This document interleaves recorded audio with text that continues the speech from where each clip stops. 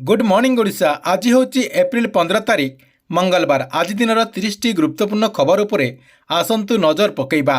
ता पूर्वर वीडियो को गोटे लाइक कर दिंतु एवं जो मैंने चैनल को एजाए सब्सक्राइब करना चैनल को सब्सक्राइब कर दिंतु, जहाद्वारा देश विदेशर खबर सहित ओडिशार बड़ बड़ खबर गुड़िक यही चैनल माध्यम आपने जहाँकि प्रथम जानीपर।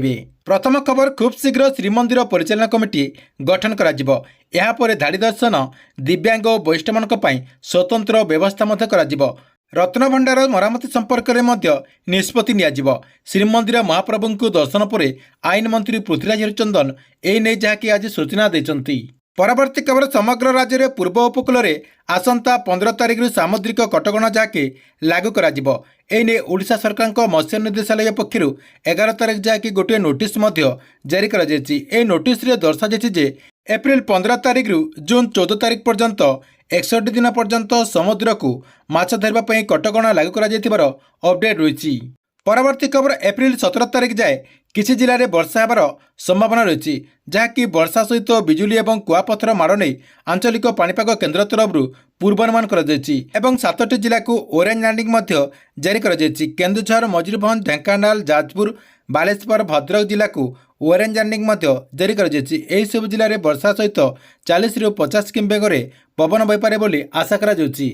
परवर्ती खबर, अभिनेता सलमान खान को घरे पशि हत्या करने नहीं धमक मिली जमापड़ी।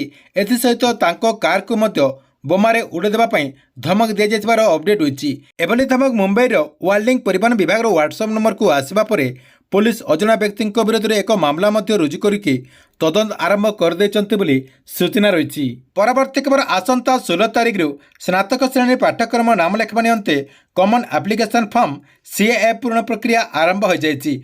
शिक्षा वर्ष 2025-26 स्नातक श्रेणी में नामलेखा प्रक्रिया जातीय शिक्षा नीति 2020 आधार में कर सहित शिक्षा वर्ष 2025-26 स्नातक पाठ्यक्रम को आसंता जुलाई 10 तारिख शुभारंभ करने लक्ष्य रखा अपडेट होती। परवर्ती खबर, गुजरात सामुद्रिक सीमा निकट में आईन श्रृंखलाकारी संस्था 1800 कोटी टंकार 300 किलो जहाँकि निशा द्रव्य जबत कर सूचना रही। एने केंद्र गृहमंत्री अमित शाह जहाँकि सोशल मीडिया एक्स माध्यम सूचना देते एवं से कहते नरेंद्र मोदी सरकार रे ड्रग्स नेटवर्क को पूरा मूलपोज करा कठोर निष्पत्ति नि माननीय मंत्री जहाँकि सूचना देते।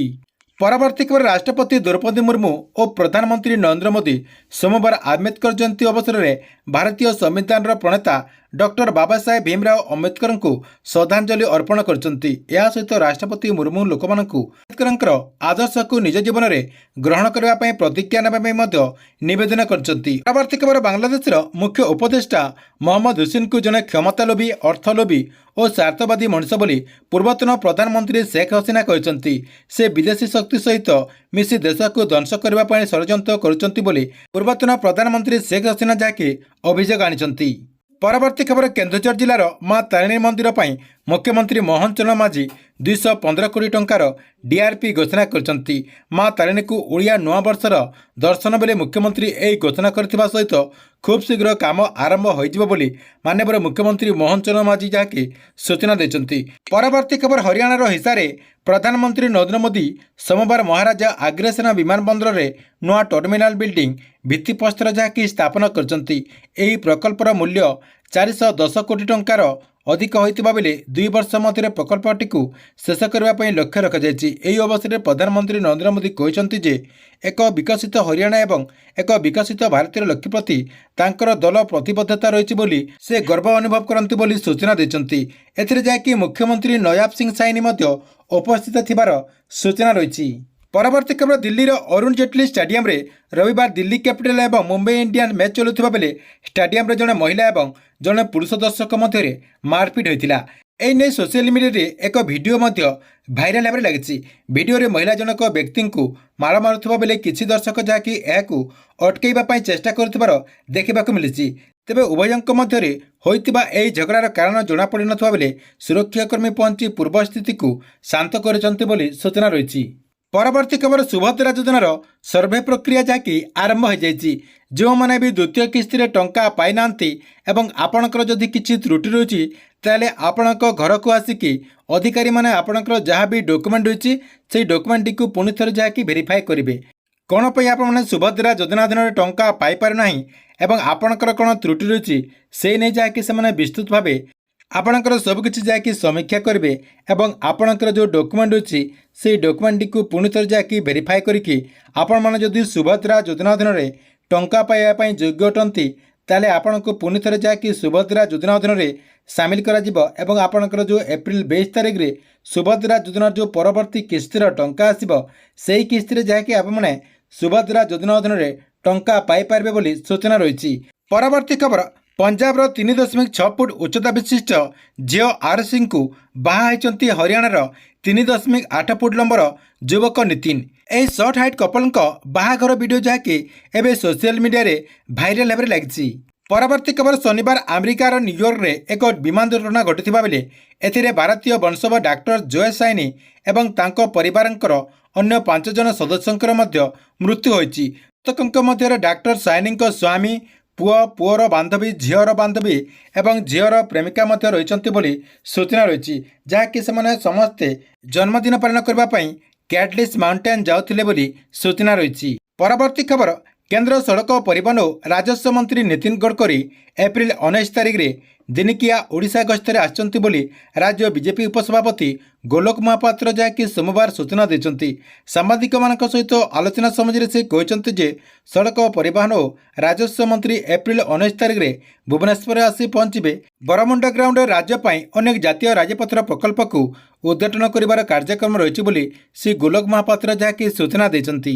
ପରବର୍ତ୍ତୀ ଖବର, ଅଯୋଧ୍ୟା ରାମ ମନ୍ଦିର ସୁରକ୍ଷା ପ୍ରତି ବିପଦ ଥିବା ନେଇ ଧମକ ମିଳିଛି। ରାମ ମନ୍ଦିର ଟ୍ରଷ୍ଟକୁ ମେଲ୍ ଯୋଗେ ଏହି ଧମକ ଦିଆଯାଇଥିବାର ସୂଚନା ମିଳିଛି। ଏହି ଖବର ପାଇବା ପରେ ପୁଲିସ ଛାନବିନ୍ ଆରମ୍ଭ କରିଦେଇଛି। ରବିବାର ବିଳମ୍ବିତ ରାତିରେ ଏହି ଧମକ ଭରା ଇମେଲ୍ ଯାହାକି ଆସିଥିବାର ଅପଡେଟ୍ ହୋଇଛି।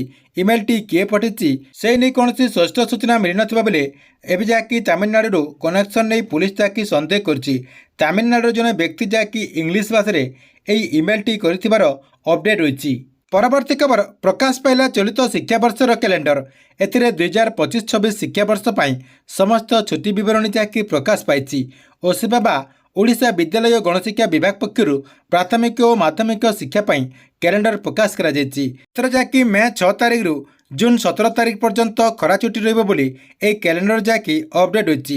ଏଥର ଯାହାକି ଶିକ୍ଷାବର୍ଷରେ ମୋଟ 231ଟି କାର୍ଯ୍ୟ ଦିବସ ରହିଛି। ଏପ୍ରିଲ ମାସରେ 22ଟି କାର୍ଯ୍ୟ ଦିବସ ରହିଛି। ମେ ମାସରେ 4ଟି, ଜୁନ୍ରେ 8ଟି, ଜୁଲାଇରେ 26ଟି, ଅଗଷ୍ଟରେ 22ଟି କାର୍ଯ୍ୟ ଦିବସ ରହିଛି। ସେହିପରି ସେପ୍ଟେମ୍ବରରେ 23ଟି, ଅକ୍ଟୋବରରେ 20ଟି, ନଭେମ୍ବରରେ 21ଟି, ଡିସେମ୍ବରରେ 18ଟି, ଜାନୁଆରୀରେ 23ଟି, ଫେବୃଆରୀରେ 24ଟି, ମାର୍ଚ୍ଚରେ 22ଟି ଲେଖାଏଁ କାର୍ଯ୍ୟ ଦିବସ ରହିଛି। ସର୍ବମୋଟ 82ଟି ଛୁଟି ରହିଥିବା ବେଳେ 52ଟି ରବିବାର ରହିଥିବାର ଅପଡେଟ୍ ହୋଇଛି, ଯାହାକି ଶିକ୍ଷାବର୍ଷ ଏହି କ୍ୟାଲେଣ୍ଡରକୁ ବିଦ୍ୟାଳୟଗୁଡ଼ିକରେ କଡ଼ାକଡ଼ି ଭାବେ ପାଳନ କରିବା ପାଇଁ ଜିଲ୍ଲା ଶିକ୍ଷା ଅଧିକାରୀଙ୍କ ତରଫରୁ ସୂଚନା ଦିଆଯାଇଛି। ପରବର୍ତ୍ତୀ ଖବର, ଆୟୁଷ୍ମାନ କାର୍ଡକୁ ନେଇ ଦେଖନ୍ତୁ, ଯେଉଁମାନେ ଏପର୍ଯ୍ୟନ୍ତ ଆୟୁଷ୍ମାନ କାର୍ଡଟି ପାଇନାହାନ୍ତି ତେବେ ଆପଣମାନେ ଆୟୁଷ୍ମାନ କାର୍ଡଟି ପାଇବେ କି ନାହିଁ ତାହା ଜାଣିବାକୁ ହେଲେ ଆୟୁଷ୍ମାନ କାର୍ଡର ଯେଉଁ ୱେବସାଇଟ୍ ଅଛି ଦେଖନ୍ତୁ, ଜନ ଆରୋଗ୍ୟ ଯୋଜନାର ୱେବସାଇଟ୍ ଆସିଯାଇଛି। ଆପଣମାନେ ଯାଇକି ସେ ୱେବସାଇଟ୍ରୁ ଯାଇକି ଆପଣଙ୍କର ଲିଷ୍ଟଟିକୁ ଚେକ୍ କରିପାରିବେ। ଆପଣଙ୍କ ଗାଁର, ଆପଣଙ୍କ ପଞ୍ଚାୟତର ଯେଉଁ ଲିଷ୍ଟ ରହିଛି ସେଇ ଲିଷ୍ଟଟିକୁ ଆପଣ ଚେକ୍ କରିପାରିବେ। ଏହା ସହିତ ଆପଣଙ୍କର ଯେଉଁ ଆୟୁଷ୍ମାନ କାର୍ଡ ରହିଛି ସେଇ ଆୟୁଷ୍ମାନ କାର୍ଡର ଯେଉଁ ନମ୍ବରଟି ରହିଛି ସେଇ ନମ୍ବରଟି ମଧ୍ୟ ଆପଣ ସେଇଠି ଯାଇକି ଚେକ୍ କରିପାରିବେ।